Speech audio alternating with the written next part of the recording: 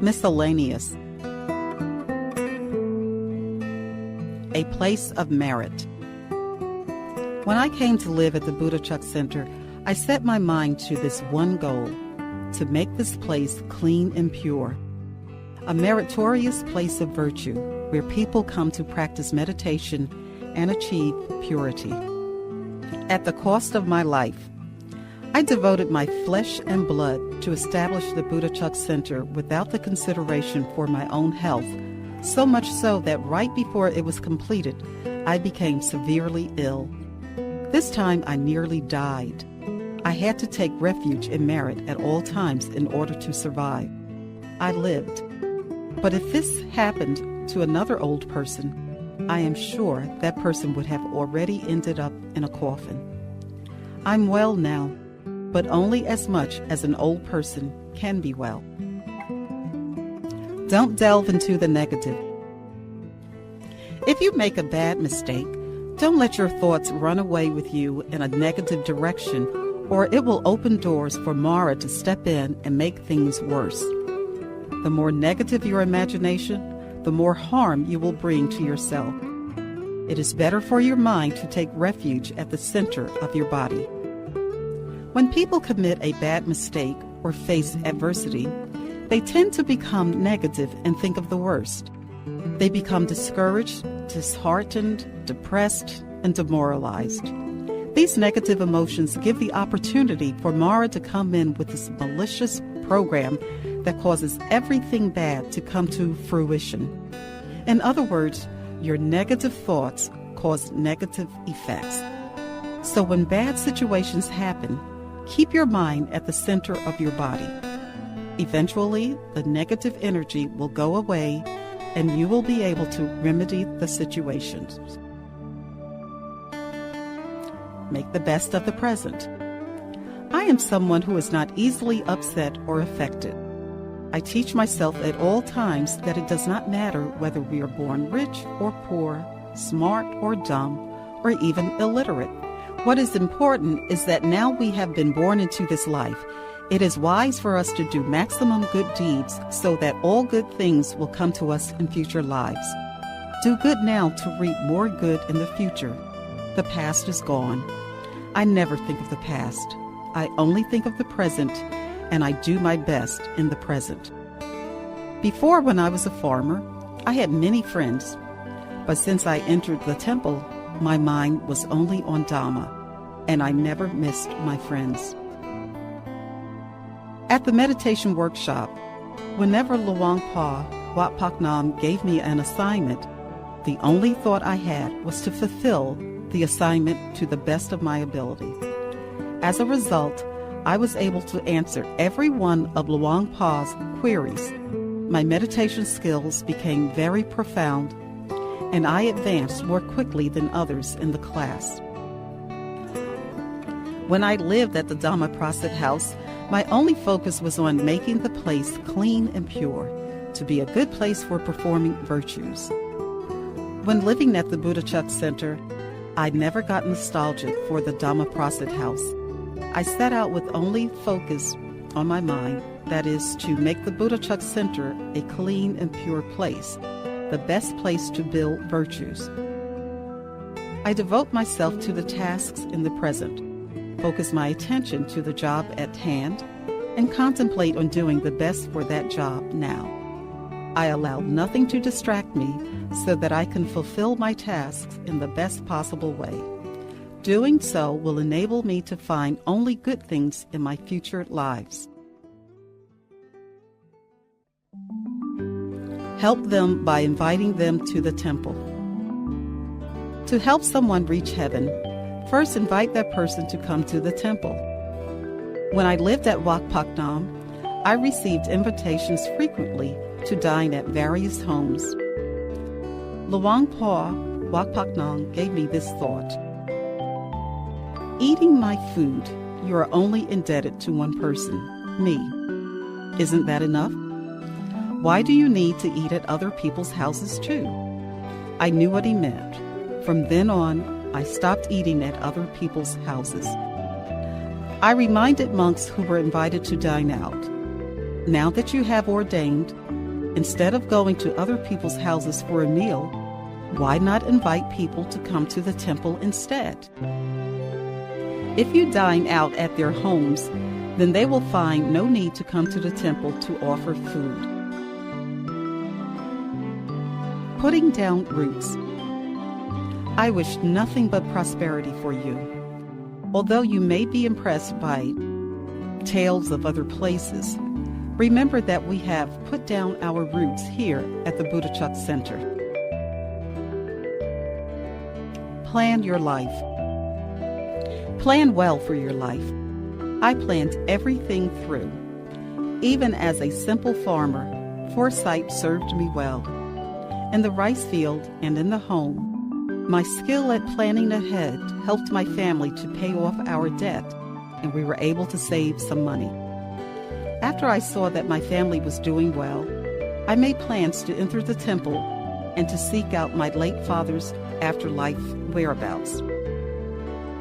This story was recounted in the book, The Path to Happiness.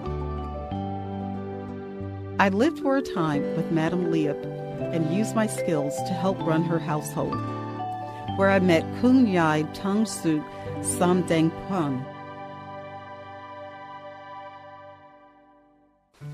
Once I attained Dhammakaya, I wanted to join the temple immediately, but I knew Madame Liep would not let me. So instead, I asked her for a leave to visit my family. With the help of Khun Yai Tung Suk, I was admitted to the temple, shaved my head, and became a nun. Once I joined the temple, I detached myself from the outside world completely, concentrating only on mastering the Dhammakaya knowledge. That is why my meditation skills are so profound. Leaving home. When I was a young girl of 10 or 12 years old, my father came home drunk one day. He was so drunk that he fell asleep on the ground outside the house while the rest of the family slept inside. In disgust, my mother called him a sparrow, a Thai expression for a worthless person that leached off of her wealth. My father angrily asked all the children if we heard her abuse him. Innocently, I said I did not think she had insulted him. He became so enraged that he cursed me to deafness for 500 lifetimes. I was very frightened of his curse. On the day he died, I was out in the rice field. By the time I returned home, he had already passed away. So I missed my opportunity to ask him for forgiveness. I thought surely his curse would come true. I became determined to somehow find him in the afterlife to ask for his forgiveness. When I learned about Luang Pa Wakpak Nam, I knew there was a way. So as soon as I was sure my family could support themselves, I left home. Only merit in mind. If you come to the temple for the sole purpose of gaining merit, then you are on the right path and you will never fall into misfortune. On the other hand, if you come here to seek fame or popularity or to flirt, you will end up not making it. In understanding myself, I am able to understand all others. My eyes are wide open to my own nature and can look into what I have done in my past, what I'm doing in my present, and what I will become in my future, all the way to Nibbana. I know everything now, including my path to end suffering. However, I still have to be reborn so that I can eradicate the rest of the defilements that are still with me. I observe quietude and have become a good role model in this regard. The monks here also enjoy the tranquility. A mind free of negative thoughts. Someone asked me if I have any suffering nowadays. I told him I did not, because I only allow good things to come into my mind and never let any negative thoughts to enter. From the moment I wake up, my mind is filled with only good thoughts. I have accumulated so much virtue and maintain only goodness in my mind. If a bad situation occurs, I confront it for the greater good, but I will not let it linger in my mind. If I do complain about someone or something, it is only for the betterment, but once it is over, I move on and never let it linger. Then when I meditate, my mind is completely free from these thoughts, concentrating only on meditative attainment. That is why I am able to find happiness. Be a good role model. Learn to do things right. Learn to be clean and tidy. People will see your behavior and set you as a good example. There will always be new people coming to the temple. I cannot always be present to teach or to show them how to do things. After I am gone, you can be their example. Practice good behavior and teach others to do the same. Give up bad habits. Break your bad habits in this life, and you will not have them in the next life. If in the next life you still retain the same undesirable behavior, it will be because you did not heed this advice. Use kind speech.